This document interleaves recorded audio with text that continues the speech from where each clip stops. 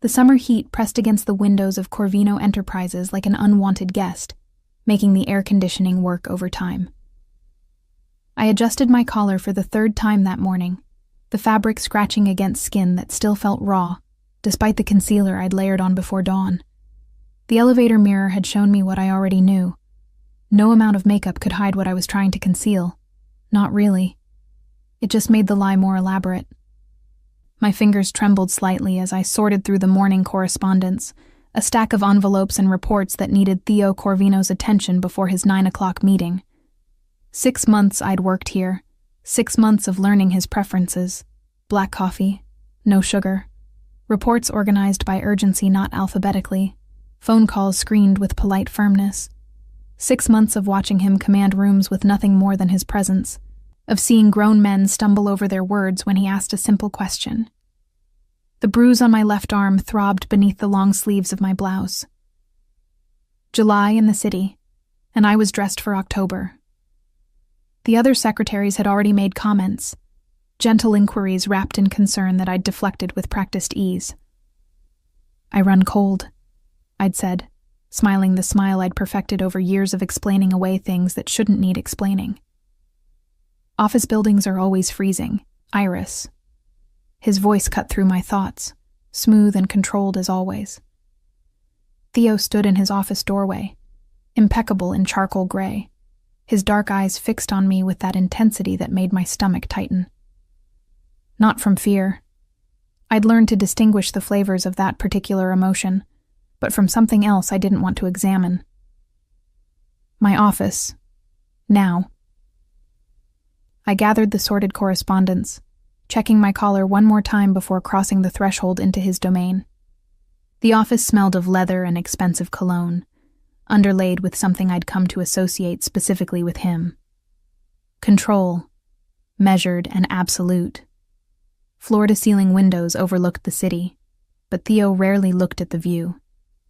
His attention was always focused inward, on whatever problem needed solving, whatever business required his particular brand of resolution.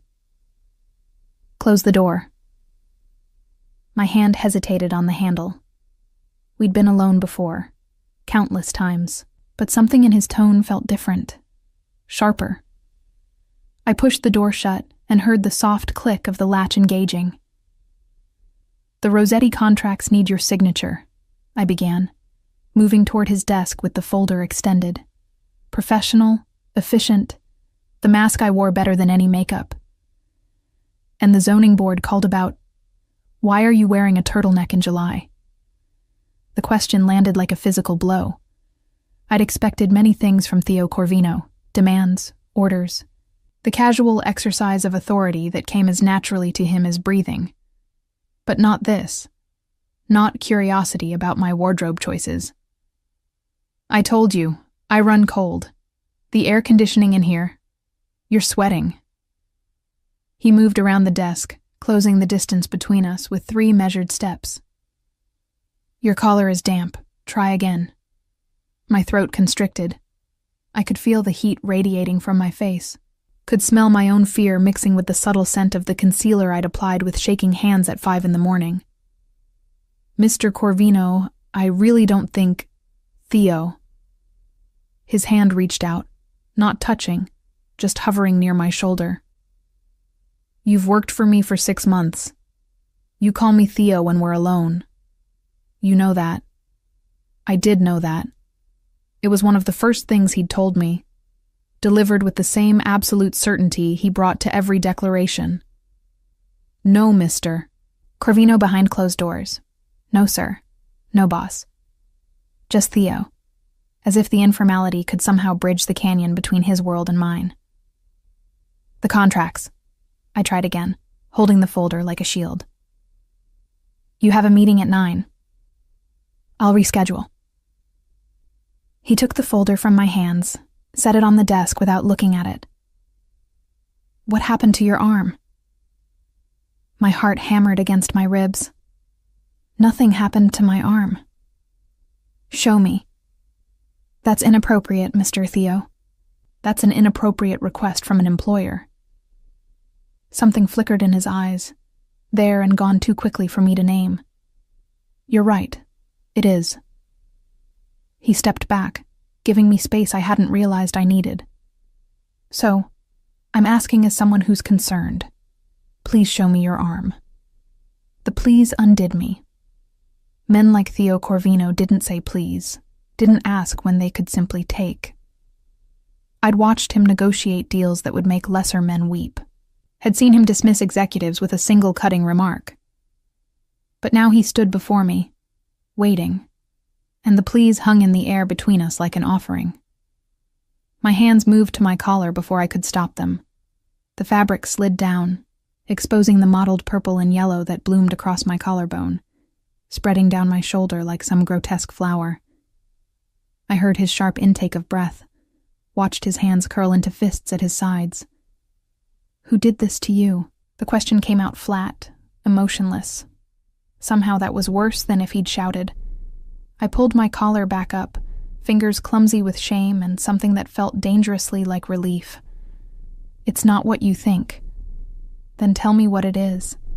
He moved to the windows, putting his back to me, giving me the privacy of his inattention. Tell me what I should think when my secretary comes to work in July wearing winter clothes and 3 layers of makeup. The story spilled out before I could stop it. My mother, Helena, who'd never been good at picking men. Humberto, her latest mistake, who drank too much and loved too little. Last night, when the shouting had started and then escalated into something worse. My mother's screams. My decision to intervene, to put myself between them, to take the blows meant for her. I got her out, I finished, my voice barely above a whisper. She's staying with my aunt across town. She's safe. Theo turned back to me, and what I saw in his face made my breath catch. Not pity. I'd learned to recognize that particular expression, had seen it in the eyes of teachers and social workers and well-meaning strangers my entire life. This was something else, something colder and infinitely more dangerous. Where is he now? Humberto. I don't know. Probably at the apartment, sleeping it off. I wrapped my arms around myself, suddenly cold despite the summer heat. It doesn't matter. My mother won't press charges. She never does. It matters. He crossed back to me, stopped just close enough that I could see the pulse jumping in his throat. Give me his address. I'll take care of it. And there it was.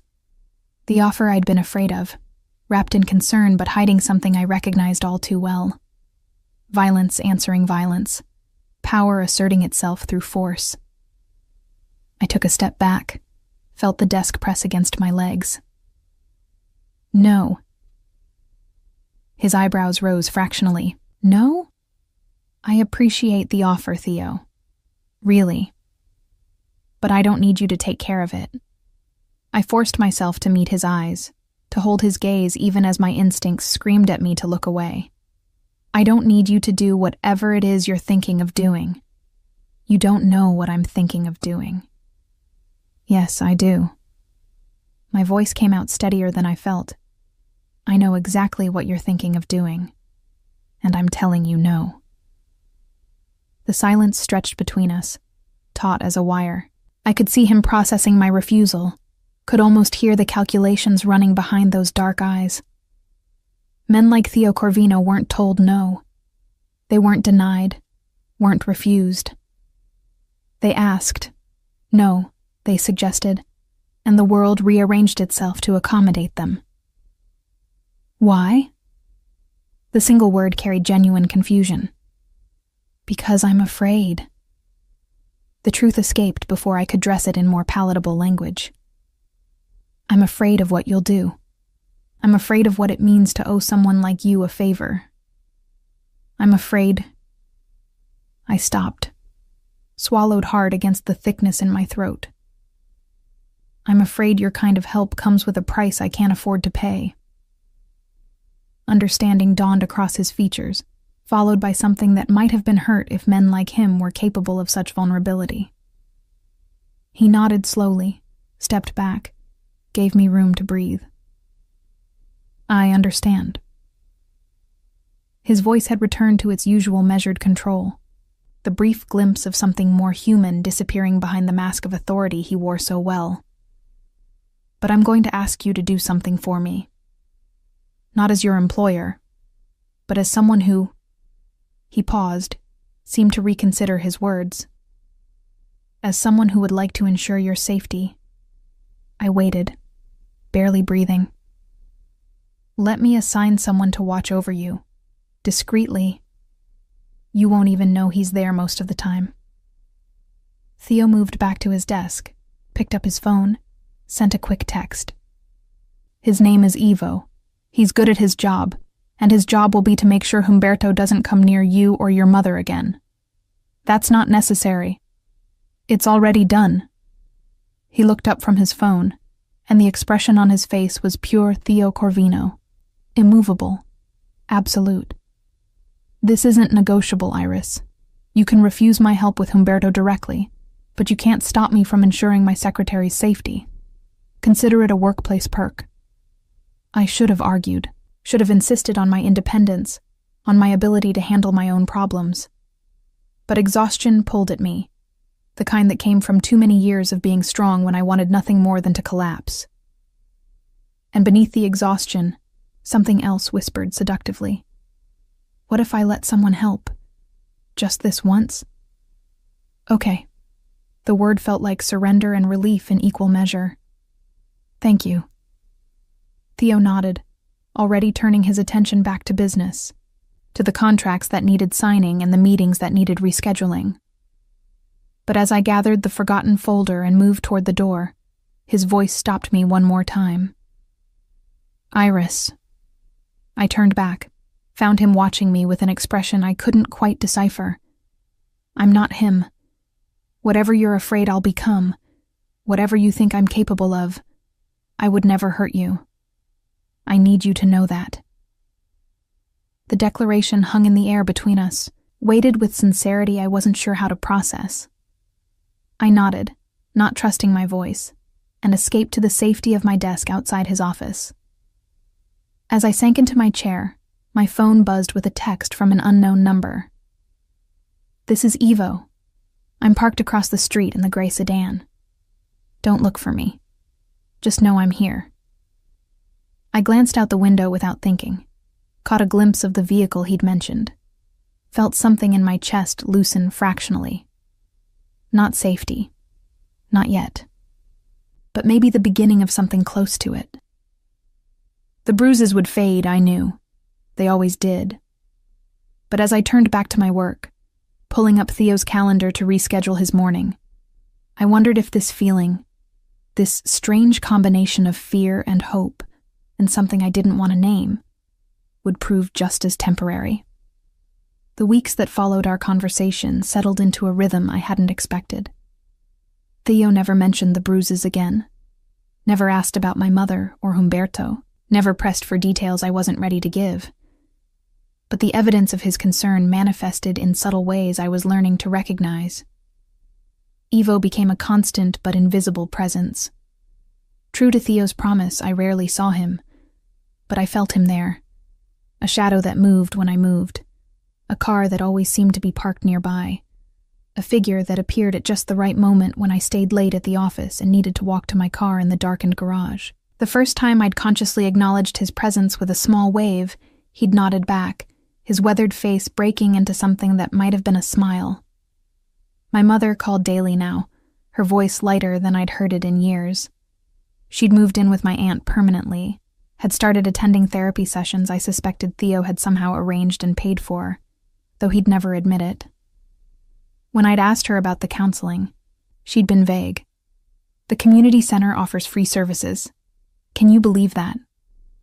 I could believe it about as much as I believed the gray sedan that appeared outside my aunt's building every evening was coincidence. Work at Corvino Enterprises continued with its usual intensity. Theo's business dealings remained opaque to me. I scheduled meetings with people whose names I recognized from news reports, filed paperwork for companies I didn't quite understand, and maintained the careful professional distance I'd perfected over 6 months of employment. But something had shifted between us, subtle as a change in air pressure before a storm. I noticed how he never raised his voice in my presence, even when clients frustrated him or deals fell through. Other secretaries whispered about Theo's legendary temper, about furniture that had been replaced after particularly difficult negotiations, about executives who'd emerged from his office looking shaken. But with me, his voice remained level, controlled, almost gentle. "Iris, did you finish the Moretti contracts?" he'd ask, appearing at my desk with the same quiet intensity he brought to everything. "Almost. I'm just double-checking the clauses on page 17. There's a discrepancy in the numbers that doesn't make sense." He'd lean over my shoulder to examine the document, close enough that I could smell his cologne, something expensive and understated that probably cost more than my monthly rent. Not that I thought about things like that anymore. Not since Theo had quietly arranged for my salary to increase by 30%, citing my exceptional attention to detail when I'd questioned it. "Good catch." His finger would point to the error, never touching mine, but close enough that I felt the warmth radiating from his skin. "This is why I keep you around." "I thought you kept me around for my winning personality." I'd shoot back, the words escaping before I could stop them. It was a dangerous game I'd started playing, this casual insolence that I somehow only dared with him. With other executives, I maintained perfect professionalism. With clients, I was efficiency personified. But with Theo, I found myself pushing boundaries I didn't even know existed, testing limits he never seemed to enforce. His eyes would crinkle slightly at the corners, the closest thing to a smile I usually got from him. That too. 3 months after the morning he'd first seen my bruises, I made my biggest mistake. I'd stayed late to finish a presentation for his meeting with the zoning board, had been so focused on perfecting the slides that I hadn't noticed the time. When I finally looked up, the office was dark, except for the lamp at my desk, and the light spilling from Theo's office. I gathered the printed materials, knocked on his door frame. "I have the presentation ready. Do you want to review it now, or should I leave it on your desk?" "Come in." He was standing at his window, jacket discarded, sleeves rolled up to reveal forearms that my treacherous brain insisted on noticing. "What time is it?" "Almost 9. He turned, frowning. "You should have gone home hours ago. Is Ivo still here?" "He leaves at 7 unless I tell him otherwise." I set the presentation on his desk, tried to ignore the flutter in my stomach that his concern created. "I can take the subway. It's fine." "It's not fine." He pulled out his phone, typed quickly. "Ivo will be here in 15 minutes. Wait in your office until he arrives." "Theo, I'm perfectly capable." "I know you are." His voice softened fractionally. "Humor me anyway." I should have argued, should have insisted on my independence, on my ability to navigate the city I'd lived in my entire life. But the truth was, having Ivo's protection had become something I relied on more than I wanted to admit. Something that let me breathe easier, sleep better, move through my days without the constant low-grade fear that had been my companion for so long. "Thank you." The words came easier now than they had 2 months ago. "Coffee?" He moved to the small kitchen area in his office, a luxury most executives didn't have. "I'm about to make some. I have another few hours of work ahead of me." I should have declined, should have maintained the professional boundary between employer and employee, boss and secretary. But the office felt different at night, intimate in a way that daylight didn't allow, and I was tired of always doing what I should. "Black, no sugar." His eyebrow rose. "You've been paying attention." "It's literally my job to pay attention to your preferences." "Is it?" He handed me a cup, the ceramic warm against my palms. "I thought your job was to manage my schedule and file my paperwork." "That too." I took a sip, felt the caffeine hit my system like a small electric shock. "Though technically, making coffee for you violates at least 3 different employment law provisions about gender-based workplace expectations." This time he actually smiled, a real one that transformed his face from merely handsome to something that made my breath catch. File a complaint with HR. I'll take my chances with the lawsuit. You are HR. Conflict of interest. Noted. We stood there in his office, drinking coffee at 9 p.m. on a Tuesday, and for the first time since I'd started working for him, I let myself acknowledge what I'd been carefully not thinking about for months. I liked Theo Corvino. Not as an employer, not as the dangerous man whose empire I only partially understood, but as a person. As someone who made me coffee and worried about my safety, and never once pressured me for more than I was willing to give. The moment shattered when my phone buzzed. Ivo, announcing his arrival.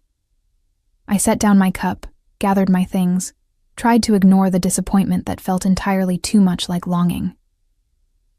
Iris, Theo's voice stopped me at the door.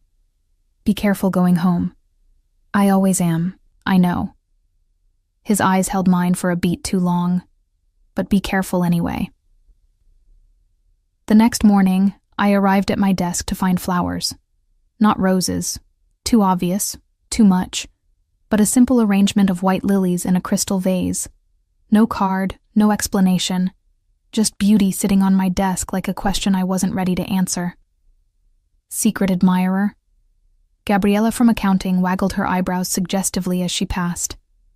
Probably a client, I lied, already knowing the truth. Knowing it in the way the flowers were arranged. Simple, elegant, understated. Knowing it in the way they appeared the morning after I'd stayed late. After we'd shared coffee in his office like actual human beings instead of employer and employee. Theo emerged from his office at exactly 8:30, same as always. His eyes flickered to the flowers, then to my face, but his expression revealed nothing. Good morning, Iris. Do I have any urgent messages? 3. I've prioritized them by deadline. I handed him the notes, kept my voice professional, gave no indication that my heart was beating faster than it should. And the zoning board loved the presentation. They want to schedule a follow-up meeting next week. Excellent work. He took the messages, turned to go, paused. The flowers suit you. Then he was gone, disappearing into his office and closing the door behind him, leaving me staring at white lilies and wondering what game we were playing and whether I had any hope of winning. The lilies lasted a week before I finally threw them away, their petals browning at the edges like my resolve. More flowers appeared the next morning. Orchids this time, exotic and expensive, still with no card. I'd stopped bothering to pretend they weren't from Theo. Everyone in the office knew, even if no one said it aloud. 4 months into working for him, I got sick.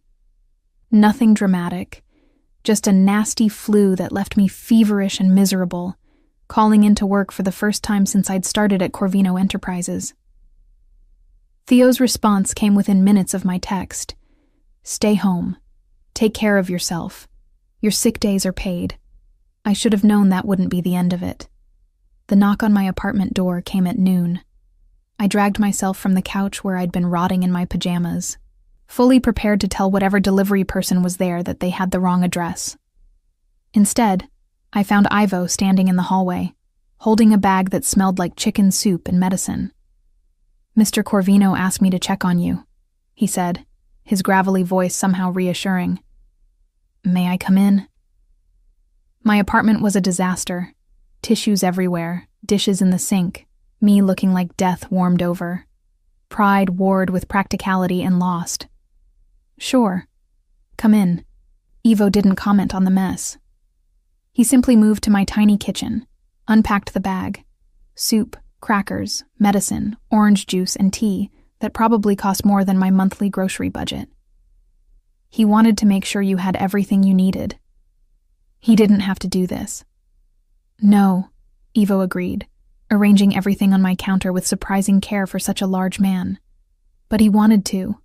There's a difference.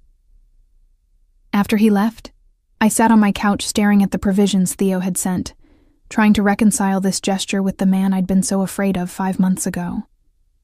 The man I'd been certain would respond to violence with violence, who would solve my problems through force and intimidation and power. Instead, he'd sent soup. I returned to work 3 days later, still slightly weak but functional. Theo looked up from his desk when I knocked, and something in his face shifted when he saw me. "You look pale. Should you even be here?" "I'm fine." The soup helped. I set his coffee on the desk, back to our usual routine, as if the flowers and the care packages had never happened. "You have a conference call at 10 with the Marsetti family. The Marsettis can wait." He stood, came around the desk, and before I could process what was happening, he'd placed the back of his hand against my forehead. The touch was clinical, impersonal, but it sent electricity racing down my spine anyway. "You're still warm." "I'm always warm when I'm nervous." "Are you nervous now?" "You're touching me." He pulled his hand back immediately, stepped away, gave me space I suddenly didn't want. "I apologize. That was inappropriate." "It was," I agreed, even as some traitorous part of me wanted to lean into his touch, to let myself be cared for by someone who seemed to do it without expecting anything in return. "But thank you. For the soup, and the medicine, and everything." You're welcome." He returned to his desk, became all business again. "The Marsetti call is at 10, you said?" "Yes. Reschedule it. I need you to go home and rest properly." "Theo." "Not negotiable, Iris." His voice was firm but not unkind. "You're no good to me if you collapse. Ivo will drive you home." I wanted to argue, wanted to insist that I was fine, that I didn't need protecting or coddling or whatever this was. But the truth was, I was exhausted. And the idea of going home to my couch, of sleeping without worrying about bills or work or my mother, was too tempting to refuse. "Okay, thank you." That evening, as I dozed on my couch, my phone buzzed with a text from an unknown number. "This is your mother. I'm using your aunt's phone. The strangest thing happened today. A woman from some community foundation came by and offered me a part-time job. Administrative work, good pay, flexible hours. Do you know anything about this?" I stared at the message for a long time before responding. "That's wonderful, Mom. You should take it." I didn't tell her that I recognized the foundation's name from Theo's files. Didn't mention that I'd seen the paperwork for its funding just last week. Some things were better left unspoken. 6 months into my employment, Humberto made his first appearance since that night. Ivo called me at work, his voice tense. "He's outside your mother's building. I've already alerted the authorities, but I thought you should know." Terror clawed at my throat. "Is my mother okay?" "She's inside, safe. He hasn't approached the building. He's just sitting in his car across the street, but Mr. Corvino should be informed." "No." The word came out too sharp. "Don't tell him. I'll handle it." "Miss Frere, please, Ivo. Just keep watching. Make sure my mother stays inside. I'll figure out what to do." I hung up and tried to focus on work, but my hands trembled as I typed. Theo noticed immediately. "What's wrong?" "Nothing, just tired." He studied me for a long moment. "You're lying. You've never been a good liar, Iris. One of the things I appreciate about you." "It's personal. I'll handle it." "Is it Humberto?" My head snapped up. "How did you—" "Ivo reports to me. He called while you were on the phone with him." Theo's voice was carefully neutral, but I could see the tension in his shoulders. "Where is he?" "It doesn't matter. I told Ivo to just watch, to make sure he doesn't do anything. The police won't do anything unless he actually threatens someone." Theo's jaw tightened. "You know how this works, Iris. You've lived it before." I had. God, I had. The useless police reports, the restraining orders that were just paper, the system that only responded after someone got hurt. But still, I couldn't let Theo be my solution. Couldn't let him become the violent answer to my violent problem. I said no before. That hasn't changed. I'm not asking permission. He stood, grabbed his jacket. I'm going to make sure your mother is safe. That's all. No violence, no threats, just presence. Theo, please. Would you rather I send someone else? Someone less inclined to restraint? His eyes held mine, and I saw the truth there. He would do this whether I agreed or not. The only choice I had was whether it would be him or one of the men who worked for him, men who might not share his careful control. Go. The word tasted like surrender. But if you... I won't. He crossed to me, close enough that I could see the gold flecks in his dark eyes. I gave you my word once, Iris. I'm not him. I'm not any of them. Let me prove it. He left, and I sat at my desk trying to work and failing miserably. 45 minutes later, my phone rang. My mother, using her own phone this time, her voice shaky but relieved. The strangest thing just happened. Humberto was sitting outside in his car, and this man, very well dressed, very polite, went over and talked to him. I couldn't hear what they said, but Humberto left. Just drove away, and then the well-dressed man looked up at my window and nodded, like he knew I was watching, before he got in his own car and left too. That's good, Mom. That's really good. Do you know anything about this? About any of this? The job, the man, the way Humberto just disappeared? I have a very protective boss, I said carefully. That's all. Theo returned to the office an hour later, his expression unreadable. I looked up from my work as he approached my desk, my heart in my throat. Is he gone? He won't be bothering your mother again. Theo's voice was calm, matter of fact. I made it clear that there are consequences for harassment, legal consequences, financial consequences. I didn't touch him, Iris. I didn't even threaten him directly. I just explained his options. Relief and something else, something warm and dangerous, flooded through me. Thank you. You're welcome. He started toward his office, paused. For what it's worth, you were right to be afraid of what I could do. I am capable of violence. I won't lie to you about that. But I'm also capable of restraint, of choosing not to solve every problem with my fists. He looked back at me, and the vulnerability in his expression made my chest ache. I need you to know the difference. I did know. God help me. I was starting to understand exactly what Theo Corvino was capable of, both the darkness and the light. 8 months. That's how long it took for me to stop flinching when Theo raised his hand to gesture during a conversation. 8 months of watching him navigate the world with careful control, of seeing him choose patience over power, restraint over retribution. 8 months of falling for him despite every warning bell in my head. It happened gradually, the way seasons change, too subtle to mark the exact moment winter becomes spring. I stopped jumping when he appeared at my desk, started looking forward to the quiet moments after everyone else had gone home, when we'd work side by side and he'd occasionally ask my opinion on something unrelated to business, a book he was reading, a restaurant he was considering, a charity he was thinking of supporting. What do you think about the arts program? He'd spread the grant applications across my desk late one Thursday evening. Which one would make the most difference? I studied the proposals, surprised he was asking. This one, the community theater.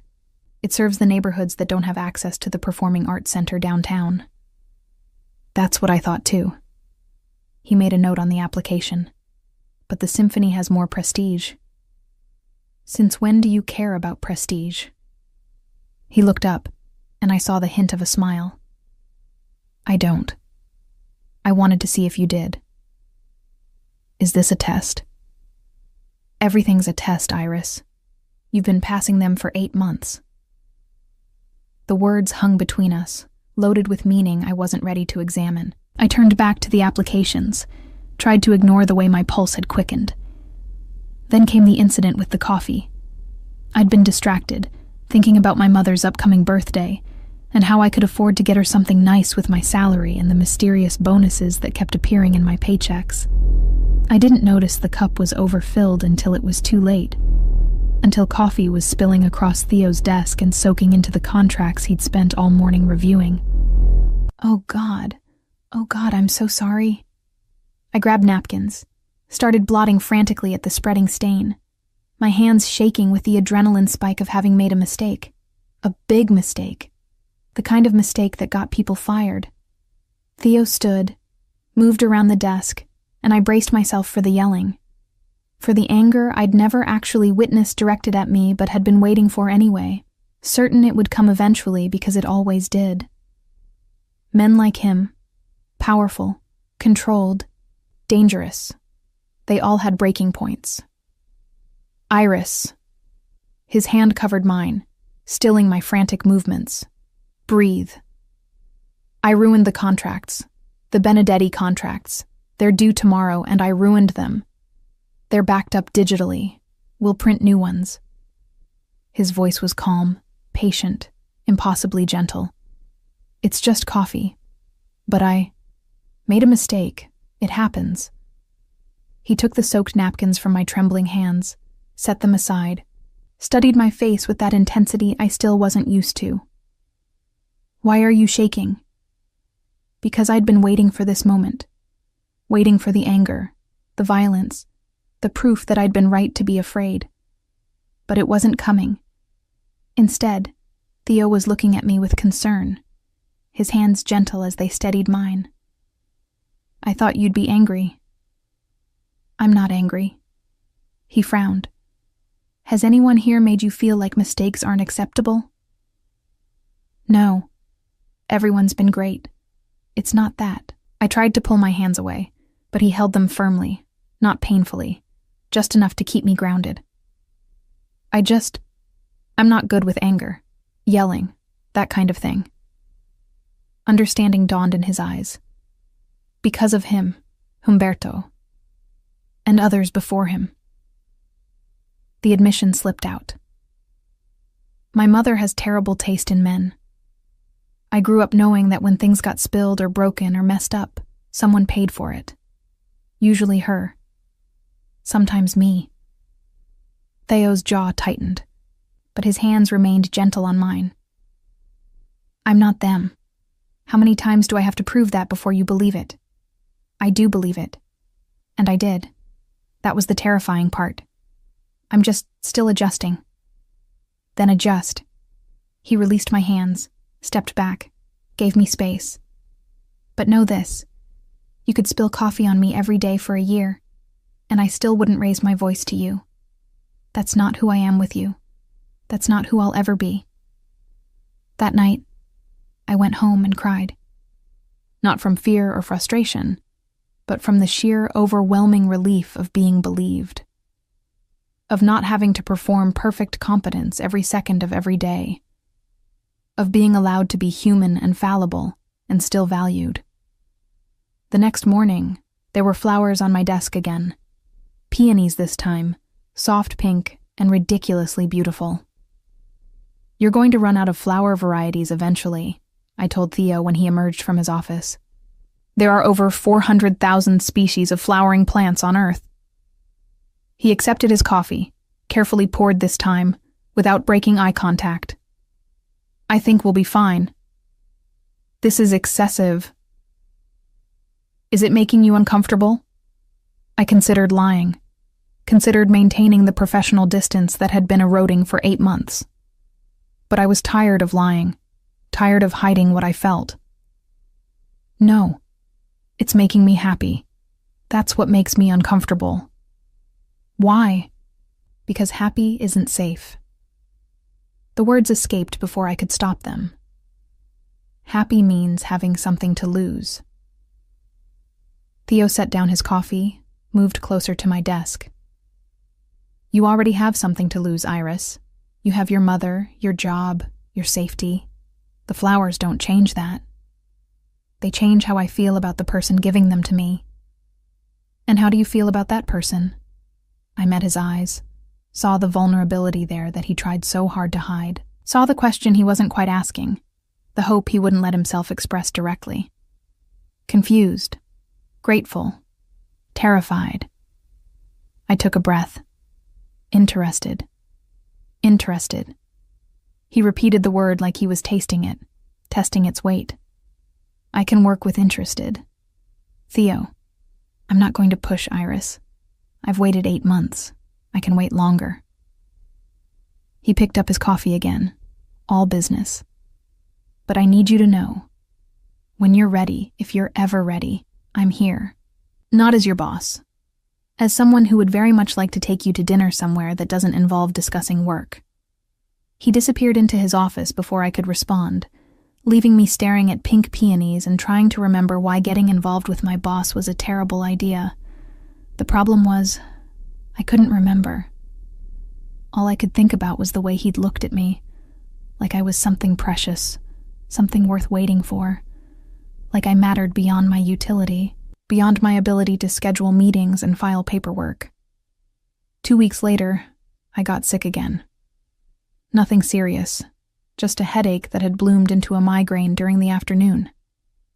I tried to push through, tried to maintain my usual efficiency, but Theo noticed within minutes. Go home. I'm fine. I just need some aspirin. You're squinting at your computer screen, and you've been rubbing your temples for the last 20 minutes. Go home, Iris. That's not a request. I wanted to argue, but my head was pounding too hard to form a coherent protest. Ivo drove me home, helped me to my door with the same careful courtesy he always showed. I collapsed on my couch, drew the curtains against the too bright afternoon light, and tried to sleep. The knock came an hour later.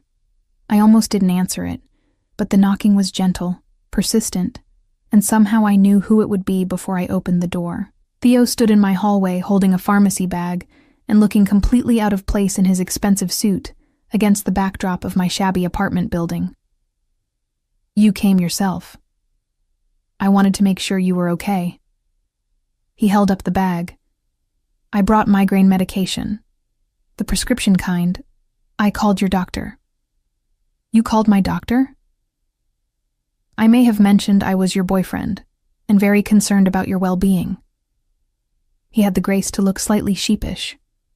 She was very helpful once I explained the situation. We're not dating. I know. But employer checking on employee doesn't inspire the same level of medical cooperation. He stepped into my apartment when I moved aside, looked around at the small space I'd made home. This is nice. It wasn't nice. It was small and shabby, and nothing like the places Theo was used to. But he said it like he meant it, looking at the bookshelf I'd assembled myself, and the plants I somehow kept alive despite my irregular schedule. You didn't have to come here yourself. I wanted to. He set the medication on my coffee table, studied my face in the dim light. How bad is it? Bad enough that I'm seeing spots. Then take this. He opened the medication, shook out a pill, handed it to me with the water bottle he'd also brought, and lie down. I'll stay until you fall asleep. Theo, you can't. I can, and I will. He guided me gently to my couch, waited while I took the medication, then did something that made my heart stop. He sat on the floor beside the couch, his back against it, close enough that I could have reached out and touched his shoulder. Sleep, Iris. I'm not going anywhere. I should have sent him away, should have maintained boundaries, protected myself, kept my heart safely locked away from men who sent flowers and called themselves my boyfriend to my doctor and sat on my floor while I slept. But I was so tired. Tired of being strong, tired of being alone, tired of being afraid. Thank you, I whispered, already feeling the medication pulling me under. You're welcome. His voice was soft in the darkened room. Sleep well. I woke 3 hours later to find him exactly where he'd been, his jacket discarded, his tie loosened, his head tilted back against the couch. He'd stayed. The dangerous, powerful man who ran an empire had spent his afternoon sitting on my floor, making sure I was safe. "You're awake." He turned slightly, looked up at me. "How's your head?" "Better." I sat up slowly, processing the strangeness of having Theo Corvino in my living room. "You really stayed." "I said I would. People say a lot of things they don't mean. I'm not people."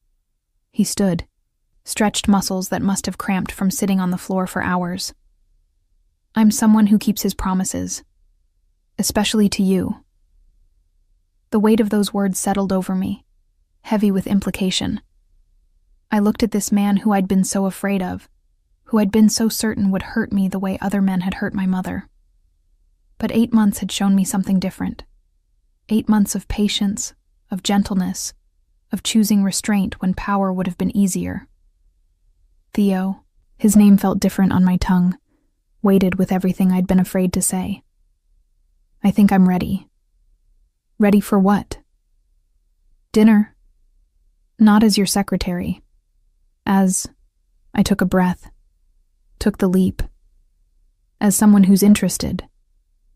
The smile that spread across his face was worth every moment of fear, every second of doubt.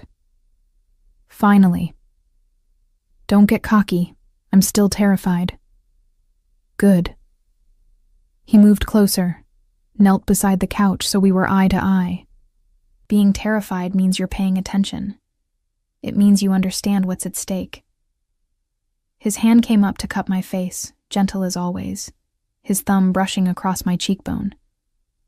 "But I promise you, Iris, whatever you're afraid of, whatever you think this could become, I will never be what you fear. I'll prove it to you every day for the rest of our lives if that's what it takes." I leaned into his touch, let myself finally believe what 8 months had been trying to teach me. Some men kept their promises. Some men chose patience over violence, protection over possession. Some men sent flowers and sat on floors and called themselves your boyfriend to get you medication. "Kiss me," I whispered, feeling brave and terrified in equal measure. He did, soft and careful and perfect, like I was something precious he was afraid of breaking. And for the first time in my life, I let myself believe that maybe, just maybe, I could be both precious and safe. Dating Theo Corvino was nothing like I'd expected, and exactly what I should have known it would be. He was patient, careful, always asking permission before crossing boundaries I'd spent years erecting. Our first official date was dinner at a small Italian restaurant in a neighborhood far from the usual places his business took him. Somewhere quiet where we could just be two people sharing a meal instead of employer and employee. "You're nervous," he observed, watching me fidget with my napkin. "Everyone's staring at us. They're staring at me. They always do." He reached across the table, took my hand in his. "But I only see you." It should have sounded like a line. From anyone else, it would have been. But Theo said it with the same matter-of-fact certainty he brought to every declaration, like he was simply stating an observable truth. Over pasta and wine. 1 glass for me, since he remembered I didn't drink much. He told me things about himself I'd never known. About his childhood in a neighborhood not unlike where my mother lived now. About the father who'd built an empire through equal parts vision and ruthlessness. About the choice he'd made to continue that legacy while trying to do it differently. "I won't pretend I'm a good man, Iris. My business involves things you're better off not knowing about." His thumb traced patterns on the back of my hand. "But with you, I want to be better. You make me want to be better. I don't think I should have that much power over you. Too late. You already do." We left through the kitchen, Theo's way of avoiding the photographers who'd apparently learned about our dinner, and he drove me home in a car that probably cost more than my entire building. At my door, he kissed me goodnight, with the same careful restraint he'd shown in my apartment, never pushing for more than I was ready to give. "I'll see you at work tomorrow," he said, smiling at my raised eyebrow. What? You thought I'd let you quit? Isn't it a conflict of interest? Probably. But you're excellent at your job, and I'm not letting you go. His hand cupped my face, thumb brushing my cheekbone in that gesture that had become familiar. Unless you want to quit. I'd understand if...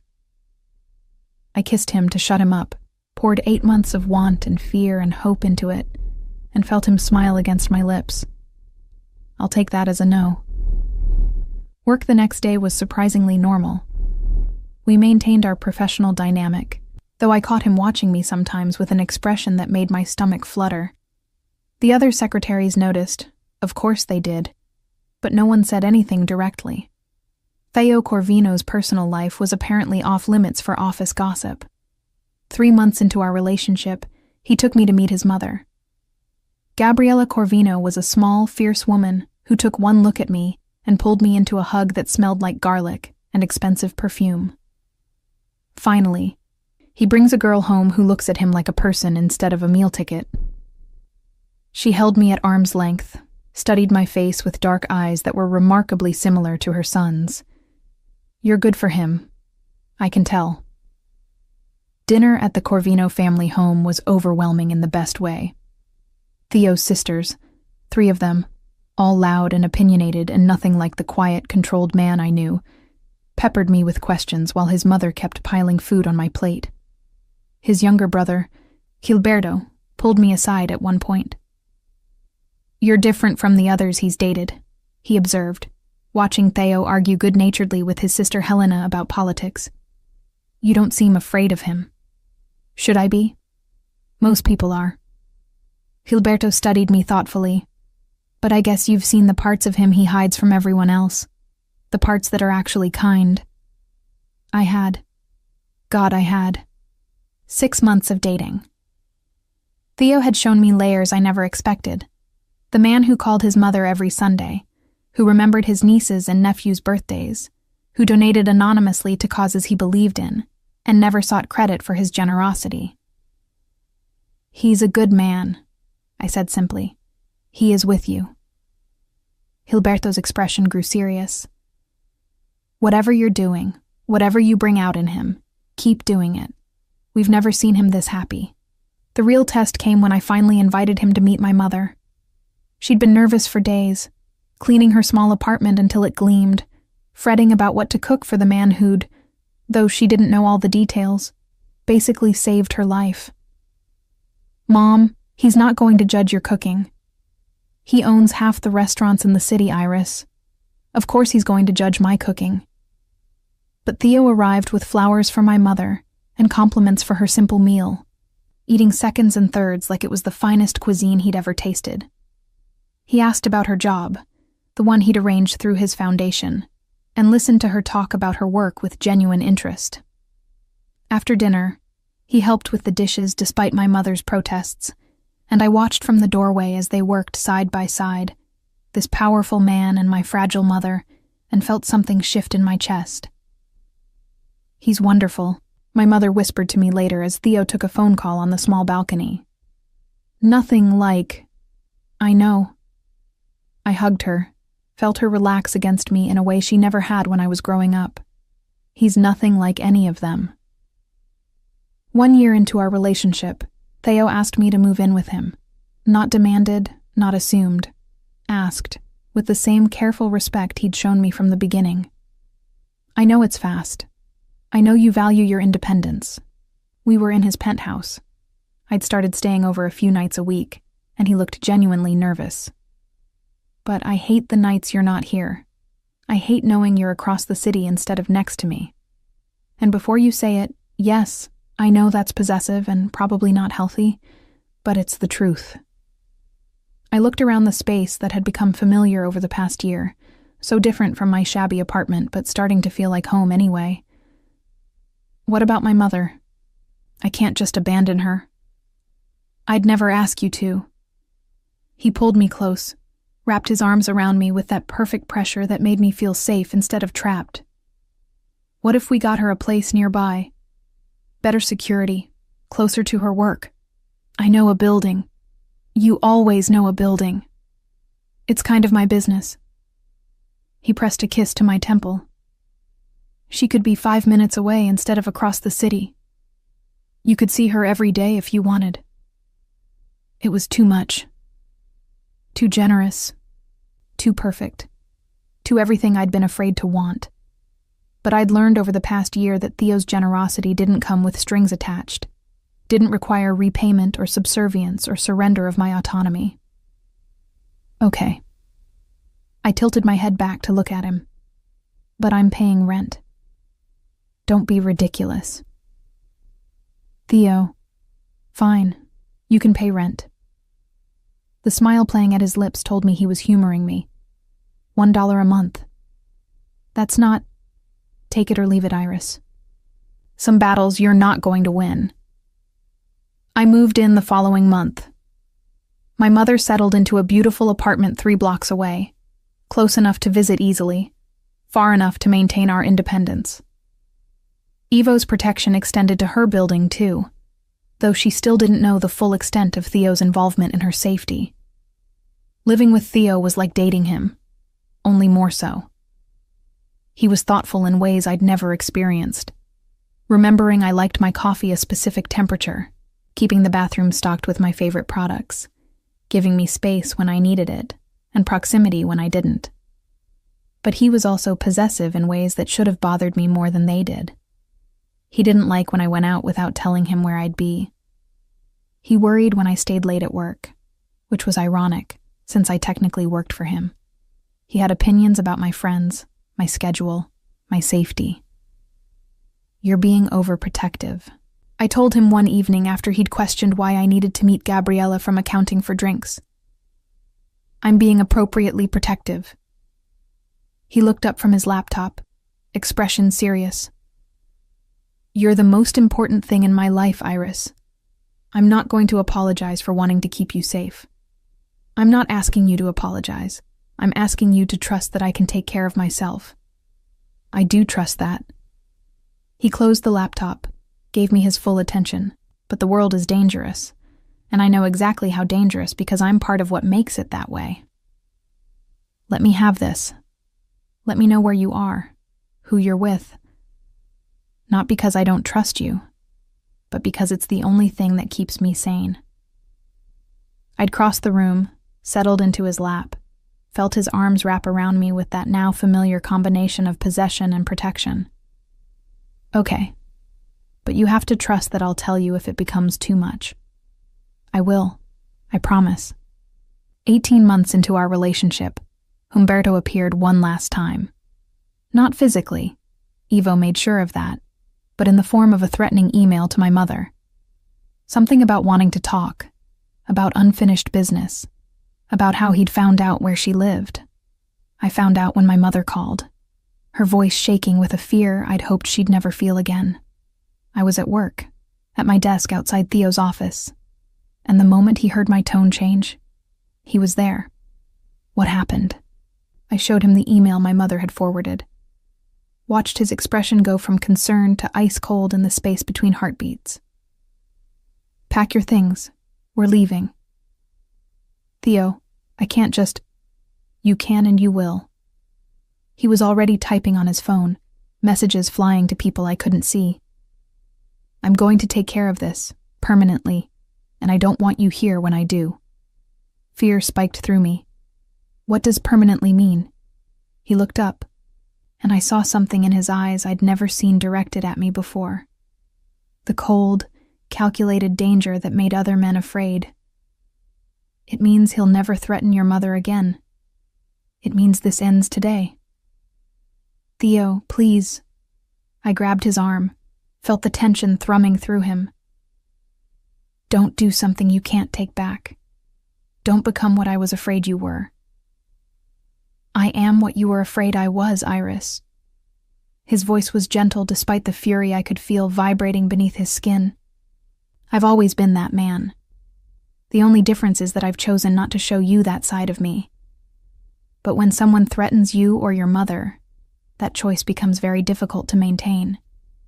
Then choose it anyway. I moved closer, forced him to look at me instead of his phone. Choose to be the man who sends flowers and sits on floors and keeps his promises. Choose to handle this the way you've handled everything else, with patience and control and restraint. The internal struggle played out across his face, the fury warring with the control I'd come to rely on. Finally, he exhaled slowly, some of the tension leaving his shoulders. Okay, no violence. But he's going to wish I'd chosen differently. He kissed my forehead, lingering there. Go home. Take your mother to our place. I'll handle this and meet you there tonight. Promise me.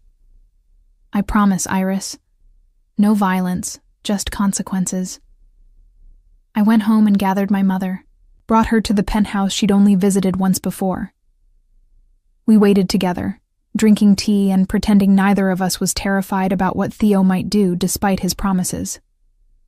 He came home 6 hours later, looking tired but satisfied. Found us in the living room and went straight to my mother. Mrs. Helena, Humberto won't be contacting you again. I've arranged for a restraining order. A real one, with teeth. I've also ensured that his employer is aware of his extracurricular activities.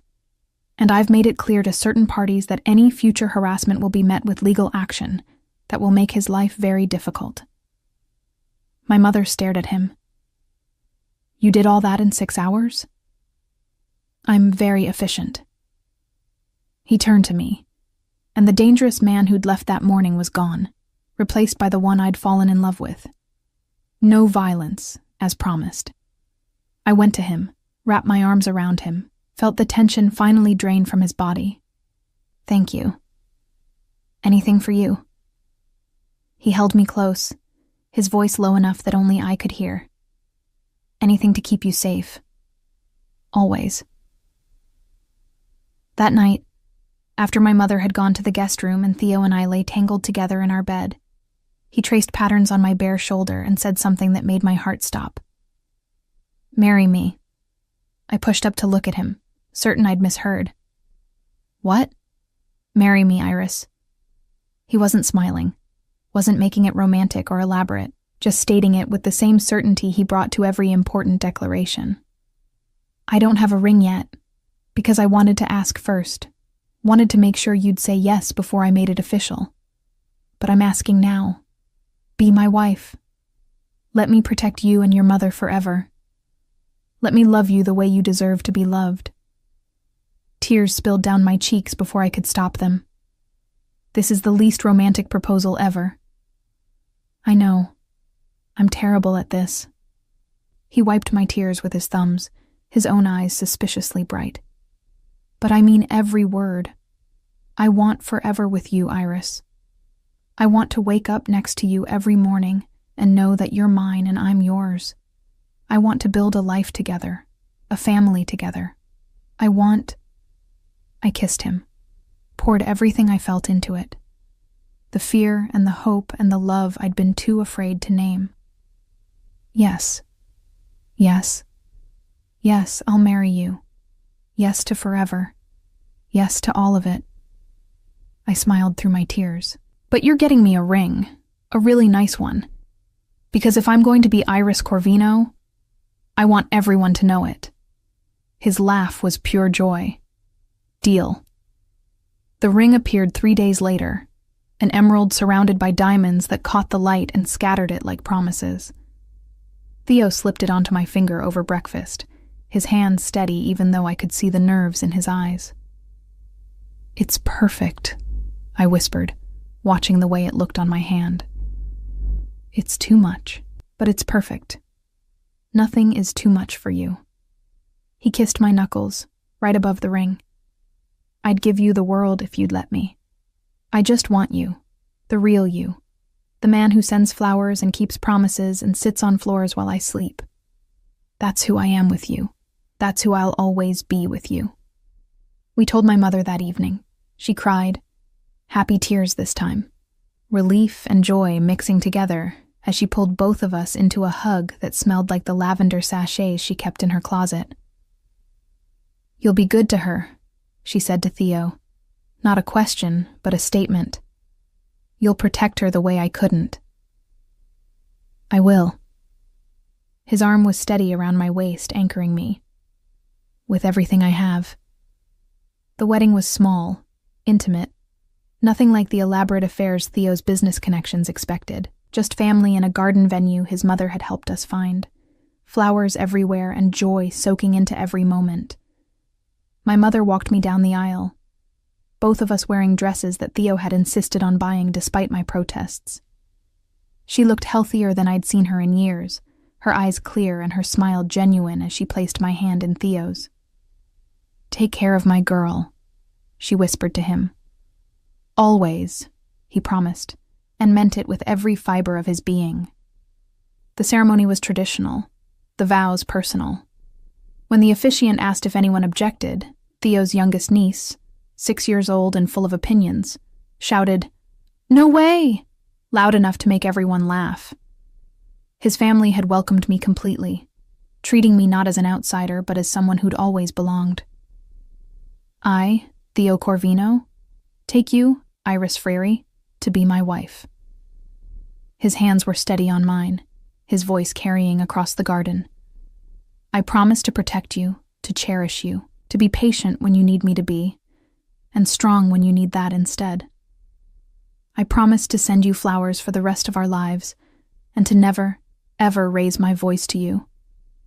I promise to be worthy of your trust, your love, your faith in me." My own vows came out shaky with emotion.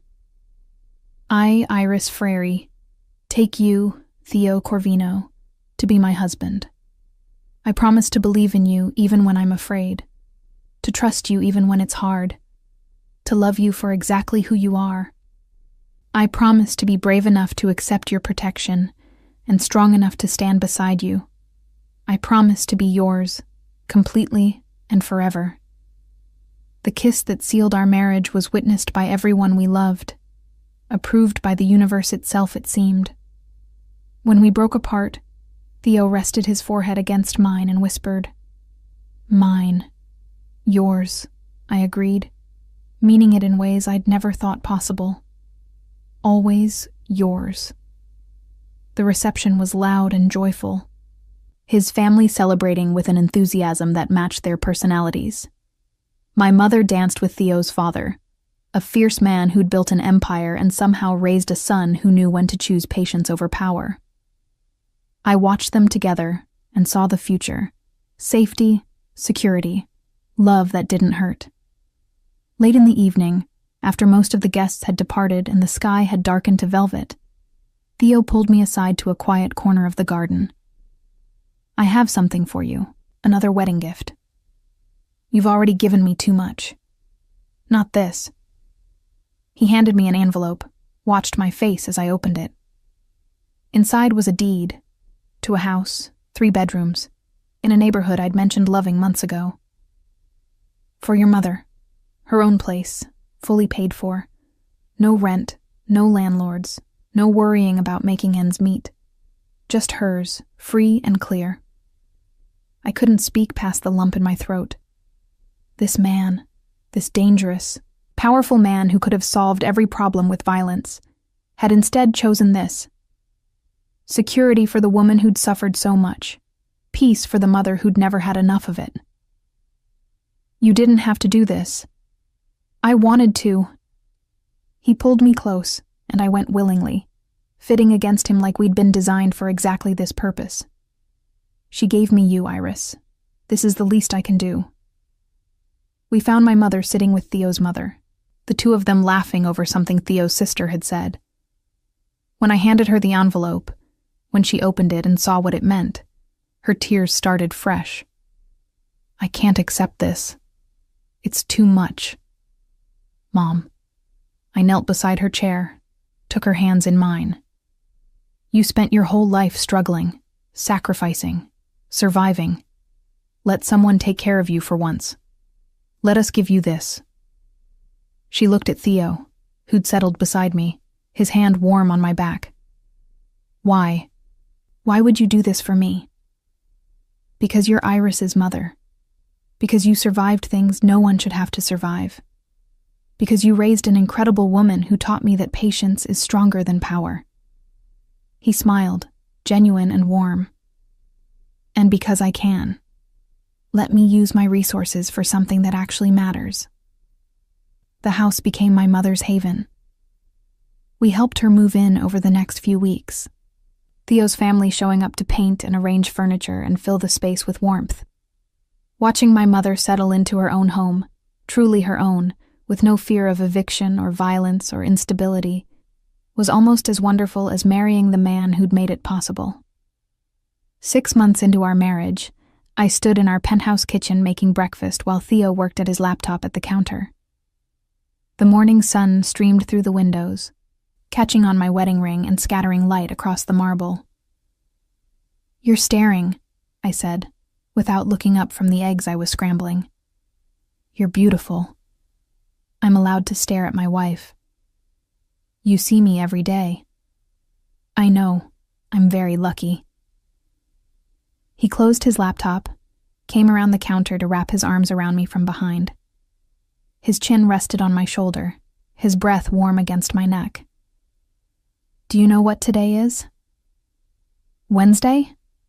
It's been 2 years since you spilled coffee on my contracts and thought I'd fire you for it." I laughed, remembering my panic, my certainty that one mistake would undo everything. "You brought it up at our wedding, in your speech. Because it was important. That was when I knew." "Knew what?" "That you'd been hurt before. That you expected anger and got patience instead. That I needed to be careful with you, gentle, because you'd learned to expect violence, and I needed to teach you something different." I turned in his arms, looked up at the man who'd somehow become my entire world. "You did teach me something different. You taught me that love doesn't have to hurt, that power doesn't have to destroy, that some men keep their promises. Always."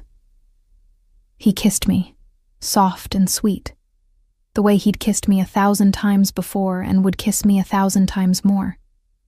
"I'll always keep my promises to you." My mother called later that afternoon, excited about the garden she was planting in her backyard. Theo's gift had included landscaping, and she'd discovered a passion for growing things in soil that was finally, truly hers. "You should see the tomatoes, Iris. They're going to be beautiful." "I'll come by tomorrow. We can have lunch in your new gazebo." "Bring Theo. I made that pasta he likes." I smiled, watching my husband through the window where he'd taken a call on the terrace. "I will, Mom. I love you." "I love you too, sweetheart. And Iris, thank you." "For what?" "For being brave enough to trust him, for being strong enough to accept help, for showing me that happy endings are possible." After we hung up, I joined Theo on the terrace. The city spread out below us, vast and complicated, and full of both beauty and danger. But up here, in this space we'd carved out together, I felt safe. "Everything okay?" he asked, pulling me against his side. "Everything's perfect." And it was. Not perfect in the fairy tale sense. We still argued sometimes, still navigated the complexities of our different worlds, still worked to balance his protective instincts with my need for independence. But perfect in the way that mattered. Honest, safe, built on a foundation of trust that had been tested and proven. "I'm glad." He pressed a kiss to my temple, a gesture that had become his signature. "Because I plan on everything being perfect for the next 50 or 60 years. Think you can handle that?" I looked up at him, at the man who'd proven that some powerful men chose patience, that some dangerous men chose gentleness, that some wealthy men chose to use their resources to protect instead of possess. "I think I can handle that." And standing there in the golden afternoon light, wrapped in the arms of the man who'd taught me what love should feel like, I knew I was telling the truth. We'd found our happy ending, my mother and I. Not because we'd been rescued, but because we'd been brave enough to accept help from someone who offered it without conditions. The bruises had faded long ago, but the love we'd built in their place would last forever.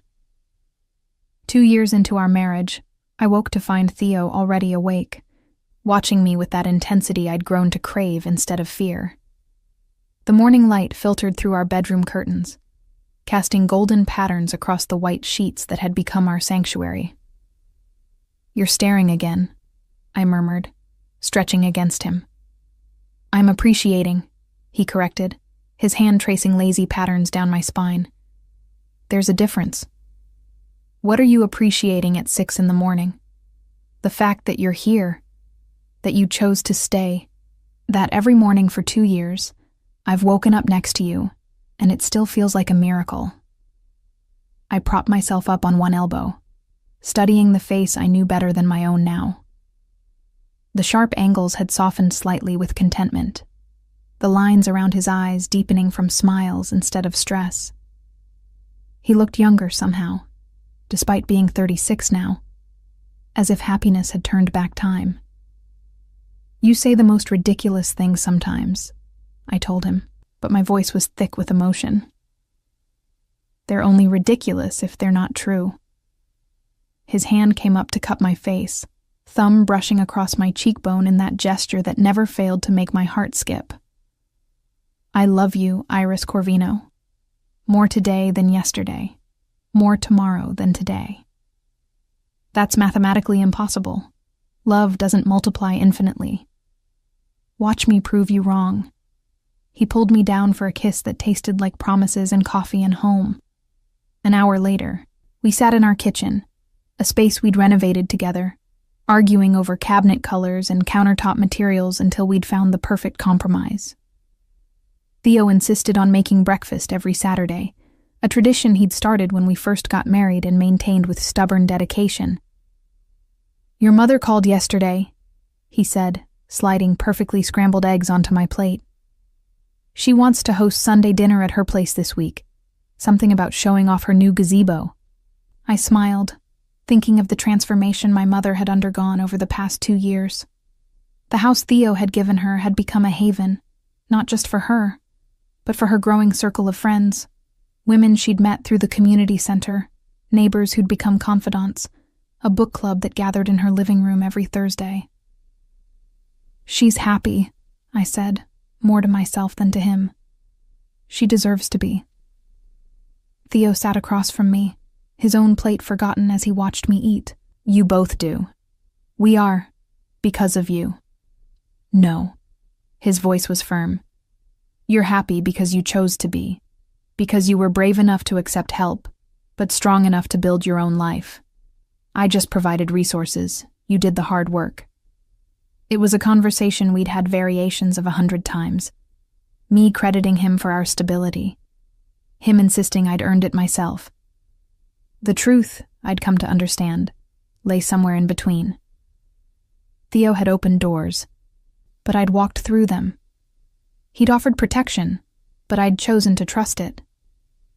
He'd given us opportunities, but we'd made them into something meaningful.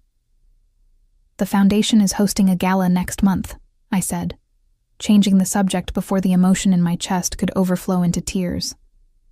I'd taken on a larger role at Theo's charitable foundation over the past year, transitioning from his secretary to the foundation's program director. "We need to finalize the guest list." "Already done. Gabriella from accounting helped me yesterday." He grinned at my surprised expression. "What? I'm capable of handling administrative tasks." "You're capable of delegating administrative tasks. There's a difference." "Semantics." He took a bite of his eggs, then added casually, "I also may have arranged for your mother to be one of the honored guests. She doesn't know yet." My fork clattered against my plate. "Theo, she'll be terrified. All those wealthy people. We'll see a woman who survived impossible circumstances and built a beautiful life. A woman who raised an incredible daughter and now volunteers at 3 different community centers, helping other women find their strength." His eyes met mine, serious now. "Your mother is a warrior, Iris. It's time the world recognized that." Tears did fall then, hot and fast down my cheeks. Theo was around the table in an instant, kneeling beside my chair, his hands gentle as they wiped away the wetness. Happy tears? Or sad tears? Happy. Always happy with you. I pulled him closer, buried my face in his neck, breathed in the scent that meant safety and home. How did I get so lucky? I ask myself the same question every day. He held me until the tears subsided, then pulled back to look at me. There's something else I wanted to talk to you about. The seriousness in his tone made my stomach flutter. What is it? I've been thinking about expanding the Foundation's reach, opening satellite offices in other cities, helping more people. He stood, pulled me to my feet, led me to the living room where he'd apparently prepared a presentation on his laptop. But I wanted your input before making any decisions. For the next hour, he walked me through plans and budgets and possibilities. New programs for women escaping domestic violence, job training initiatives, housing assistance, educational scholarships. The scope was breathtaking, the potential impact immeasurable. This would change thousands of lives, I said, scrolling through the projections. That's the idea. He sat beside me on the couch, his hand finding mine. But I won't do it without you. This is our foundation now, Iris. Your vision matters as much as mine. Our foundation. 2 years ago, I'd been terrified of owing him anything, of being trapped by his generosity. Now we were partners in everything: marriage, business, life. The shift had been so gradual I'd barely noticed it happening, trust building layer by layer until the foundation was unshakable. I think it's brilliant, I said. But we'll need to hire more staff. I can't manage expansion and still be home for Sunday dinners with my mother. Already budgeted for it. I thought maybe we could promote Gabriella to assistant director. She's been asking for more responsibility. You've thought of everything. I try. He kissed my temple, lingering there. Though there is one thing I haven't figured out yet. What's that? When you're going to stop being surprised that I actually listen to you. I laughed, the sound filling our home with warmth. Probably never. I grew up thinking powerful men didn't listen to anyone. Then I'll spend the rest of our lives proving you wrong. That afternoon, we visited my mother at her house. She greeted us at the door with flour on her apron and joy in her eyes. A combination I'd never seen before. Theo had given her this space to breathe, to heal, to become the woman she'd always been beneath the fear. I'm making bread, she announced, pulling me into a hug that smelled like yeast and happiness. Your grandmother's recipe. I found it in some old boxes and thought I'd try it. Theo followed us into the kitchen, immediately rolling up his sleeves to help without being asked. This too had become tradition. Saturday visits where we cooked together, told stories, laughed until our sides hurt. My mother treated Theo like the son she'd never had, and he responded with the same gentle respect he'd shown her from the beginning. Iris tells me you want to host Sunday dinner here next week, Theo said, kneading dough with surprising competence. His hands, which signed contracts worth millions, and had once, though he'd never confirmed it, done things I didn't want to know about, shaped bread with careful precision. If that's okay, I know you usually cook. It's more than okay, Helena. We'd be honored. He glanced at me, then back to my mother. Actually, there's something we wanted to tell you about the Foundation Gala next month. I watched my mother's face as Theo explained about the honor, about wanting to recognize her volunteer work, about how much she'd inspired others in the community. Her hands stilled on the dough, her eyes growing wide and then bright with tears. I can't accept that. I'm nobody special. I just help out where I can. You're special to me, I said, moving to stand beside her. And to all the women you've mentored. You've turned your pain into purpose, Mom. That deserves recognition. I don't have anything to wear to a fancy gala. Already handled, Theo said with a smile. Iris and I would like to take you shopping next weekend. Our treat. No arguments. My mother looked between us, her expression a mixture of overwhelm and gratitude and love so pure it made my chest ache. You've both given me so much already. The house, the job, the safety. You gave me Iris, Theo interrupted gently. Everything else is just a thank you for that gift. Later, as we drove home through the city streets, I watched Theo navigate traffic with the same careful control he brought to everything. The man who could command a room full of powerful executives with a single look, who could make problems disappear with a phone call, who could be ruthless when necessary. That man sat beside me humming along to the radio, his hand linked with mine across the console. Thank you, I said into the comfortable silence. For what? For loving my mother like she's yours too, for making her feel valued and safe, for giving her a reason to bake bread and plant gardens and believe in happy endings. She's family. That's what you do for family. He brought our joined hands to his lips, pressed a kiss to my knuckles. Besides, she raised you. That makes her one of the most important people in my life. That night, we attended a business dinner with some of Theo's associates, the kind of event that had intimidated me when we first got married, but now felt routine.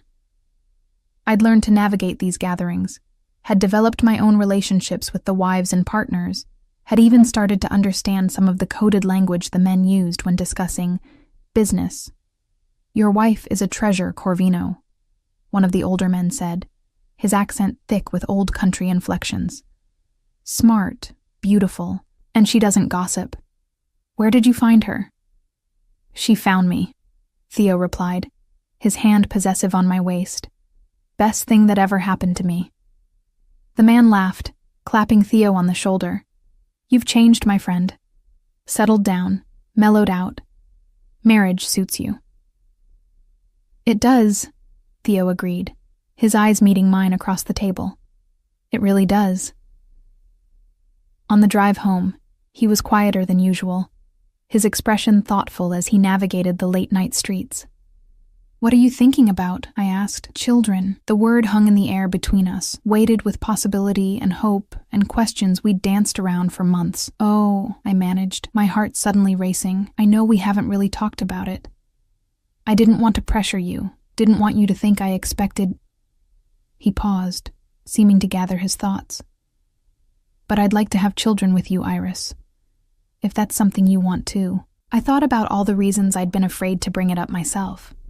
The fear of passing on trauma, of not being a good enough mother, of bringing children into a world that could be dangerous and cruel. But I also thought about the home we'd built, the safety we'd created, the love that filled every corner of our life together. I want that too, I whispered.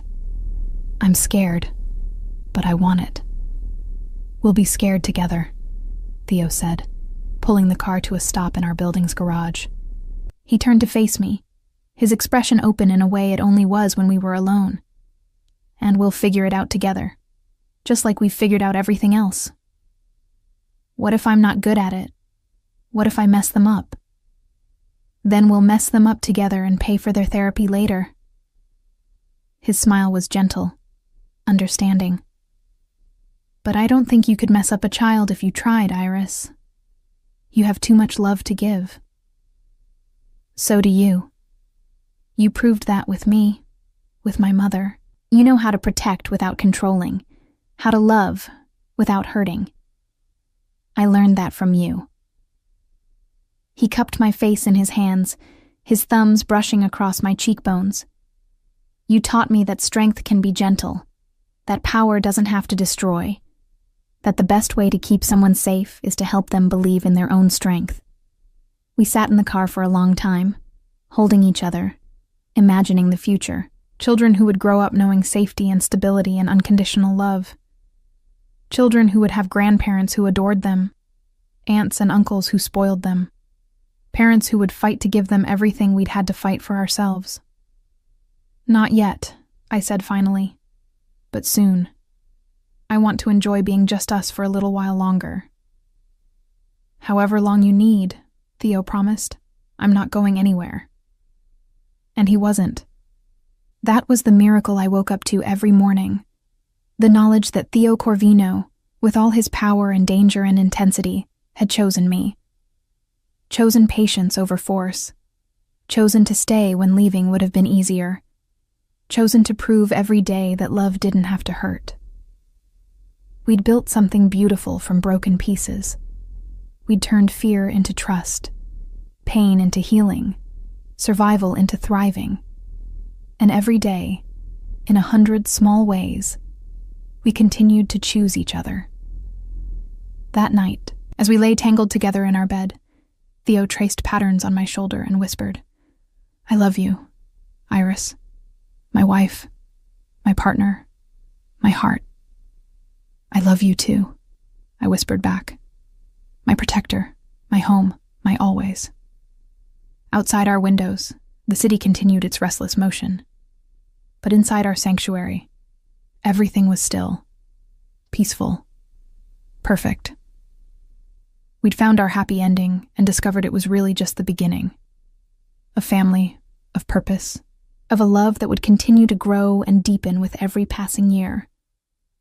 The bruises had faded long ago, both the visible ones and the invisible scars that had taken longer to heal. In their place was something stronger, something that couldn't be broken by fear or doubt or the darkness of the past. In their place was love, patient and powerful and permanent. The kind of love that sent flowers and sat on floors and kept promises. The kind of love that transformed broken girls into strong women and dangerous men into devoted husbands. The kind of love worth waiting for, worth fighting for, worth building a lifetime around. And as I drifted toward sleep in Theo's arms, I sent up a silent prayer of gratitude.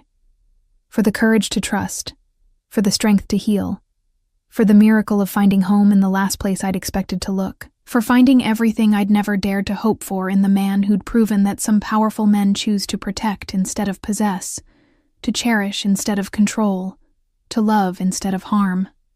For finding Theo and discovering that happy endings were possible after all.